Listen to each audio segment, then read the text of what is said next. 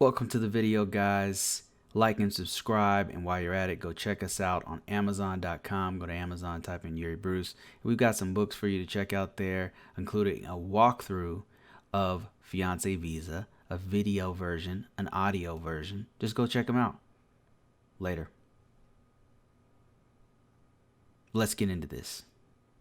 Hey guys, welcome to Visa Approved Podcast. And we're going to be talking a little bit about what's going on with USCIS furlough that was put in the beginning of the year. Why did it happen? Why they're averting it? What's going on? Everything like that. And we're going to talk about Yuri. Yuri's here with me. Hey guys. And she's going to talk about how her experience here being a K1 visa holder in 2014 all the way till now, and like what's her experience. Okay, let's start off with letting you guys know that we have a book out there. If you guys are interested, and this is still relevant. This book talks about our journey, K1 visa journey, what we did to process our information. We're not lawyers or anything like that, but we're just telling you our experience and how we are able to get through it. So if you're interested in it, go to Amazon.com, type in Yuri Bruce, and you can see all of our books. But the one that you really want to check out and download, that either download it or you can get the printed version of it. It's called Fiance Visa to USA. It's still relevant. It's still super good. I mean, we've got examples of actual documents that we used to file that are in the book and everything to give you specific samples. We also have a less known course out there, it's a K1 visa walkthrough, where we actually have a video of this, and we'll have all this in the description if you're actually watching us on YouTube. Check that out. And I look horrible in it, but it's a very informative course. We did it a long time ago. It was like one of our first courses. So. Yes. But the information is really good. So information is very detailed. Good. Very detailed. Very good. This is one of our most thorough work. It was. That took us almost a year. All right, let's talk about the first topic here, which is the USCIS. Now, USCIS, if you didn't know, is the organization that actually processes green cards. They process U.S. citizenships, and then once a K1 visa or CR visa holder comes to the U.S., they're the ones that do some of the processing and these are people you have to contact to make sure that your process is going fine.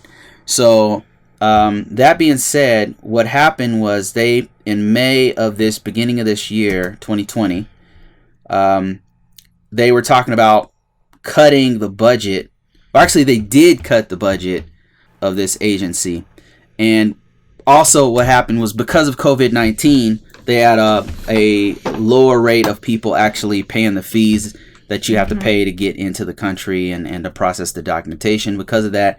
And if you happen to be watching this on YouTube, they went to the USCIS, went to Congress and said, hey, we're forecasting a crippling budget shortfall because we're not processing as much people in, and they were asking for more money from Congress to keep going, as kind of keep afloat. And in May, this is May 2020, they were talking about actually furloughing the whole organization, meaning start laying people off and having even less staff because they had less fees and stuff.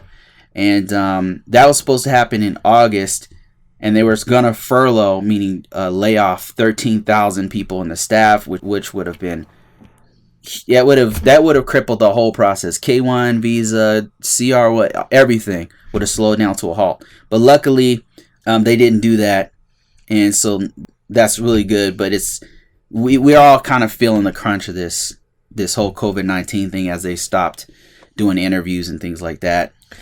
But on this news from USCIS, they also said that this could have a longer effect into the processing, even though they're able to save the employees this year. Next year, they are going to reevaluate the budget again for the USCIS. It really depends on the Congress if they would be able to save the department and continue the operation of the USCIS. Yeah, I'm just reading from USCIS's news, and it says a return to normal operating procedures requires congressional intervention to sustain the agency through fiscal year 2021. So they're still kind of hurting right now because of the slowdown and people coming in the country, and really this is due to COVID-19.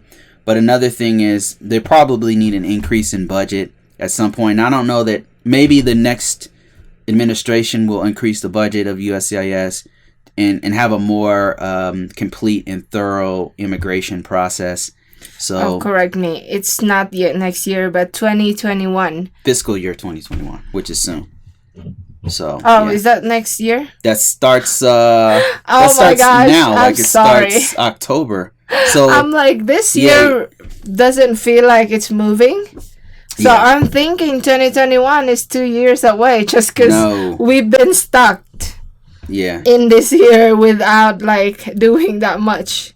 Yeah. So, sorry, yeah, guys. it's kind of crazy.